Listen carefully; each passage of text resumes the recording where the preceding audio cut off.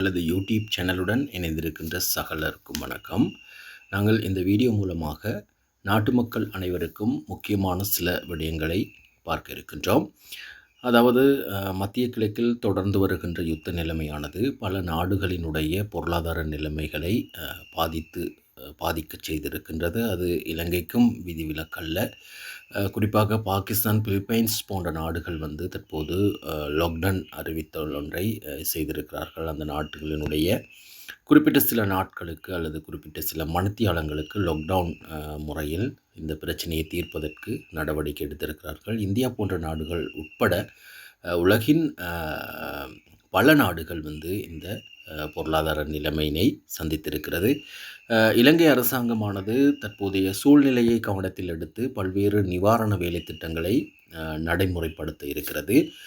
இந்த நிவாரண வேலை திட்டங்களுக்காக 10,000 கோடி ரூபாய்களை அரசாங்கம் ஒதுக்கீடு செய்திருப்பதாக ஜனாதிபதி தெரிவித்திருக்கின்றார். இதன் அடிப்படையில் நாட்டு மக்கள் அனைவருக்கும் பயன் தரக்கூடிய எரிபொருள் நிவாரணங்கள் அறிவிக்கப்பட்டிருக்கிறது. இதன் அடிப்படையில் அரசாங்கம் மானியமாக ஒவ்வொரு நபருக்கும் ஒவ்வொரு பெட்ரோல் டீசல் லீட்டருக்கும் மானிய தொகைகளை அறிவித்திருக்கிறது. இதன் அடிப்படையில் டீசல் லீட்டர் ஒன்றுக்கு 100 ரூபாய் மானியம் அறிவிக்கப்பட்டிருக்கிறது. அதே நேரம் பெட்ரோல் லீட்டர் ஒன்றுக்கு 20 ரூபாய் மானிய தொகை ஒன்று அறிவிக்கப்பட்டிருக்கிறது. இது தொடர்ச்சியாக 3 மாதங்களுக்கு இந்த நிவாரணம் வழங்கப்படும் எனவும் கூறப்பட்டிருக்கிறது.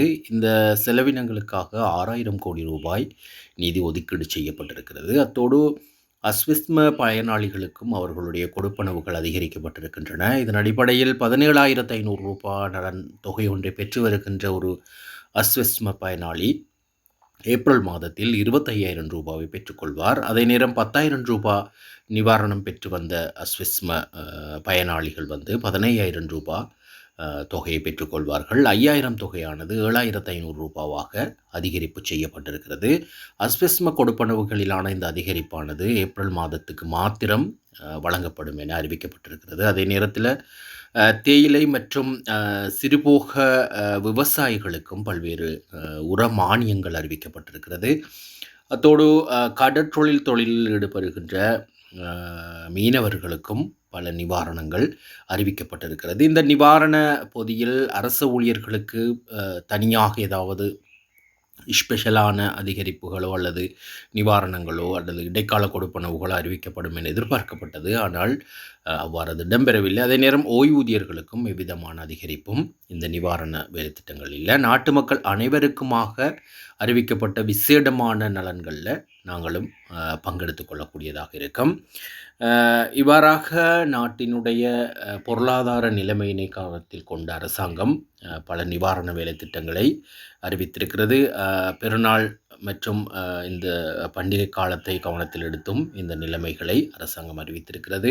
தொடர்ச்சியாக பொருட்கள் சேவைகளுடைய விலைகள் அதிகரித்த வண்ணம் இருக்கின்றன. இதன் அடிப்படையில் கேஸ், மின் கட்டணம் போன்ற அத்தியாவசிய சேவைகள் பொருள்களுக்குரிய விலைகள் அதிகரித்து வருவது தொடர்பாக மக்கள் கவலையுற்றிருப்பதோடு இந்த நிலைமை சர்வதேச ரீதியான ஒரு பிரச்சனையாக இருந்து வருவது தொடர்பாகவும் அரசாங்கம் கருத்து கூறியிருக்கிறது. எனவே அரசாங்கம் அறிவித்திருக்கின்ற இந்த நிவாரண நலன் திட்டங்கள் தொடர்பான உங்களுடைய கருத்துக்களை கமெண்ட் செக்ஷனில் பதிவிடுங்கள். தொடர்ச்சியாக எங்களது யூடியூப் சேனலுடன் இணைந்திருங்கள். நாட்டினுடைய பொருளாதார சமூக நிலைமைகள் தொடர்பாக அவ்வப்போது வெளிவருகின்ற முக்கியமான தகவல்களை நாங்கள் உங்களுக்கு வழங்குவதற்கு தயாராக இருக்கின்றோம். மேலும் ஒரு விடயம் என்னவெனில், டொலருக்குரிய தட்டுப்பாடு ஒன்று இல்லை என்றாலும் டொலருக்கு எதிராக எங்களுடைய ரூபாவினுடைய பெறுமதி தொடர்ச்சியாக வீழ்ச்சியை தந்து வருகின்ற நிலைமையானது எதிர்காலத்தில் அடுத்த மாத அளவில் பெரியதொரு பொருளாதார நிலைமையில் பாதிப்பை செலுத்தும் என எதிர்பார்க்கப்பட்டது. கடந்த காலங்களிலும் கூட இந்த டொலருக்குரிய பற்றாக்குறை நிலைமைகள் தான் பல சிக்கல்களை நமக்கு ஏற்படுத்தியிருந்தன. எனவே நாட்டு மக்கள் அனைவரும் இந்த நிலைமையினை கவனத்தில் எடுத்து அத்தியாவசிய தேவைகளுக்காக மாத்திரம் உங்களுடைய செலவினங்களை செய்யுங்கள்.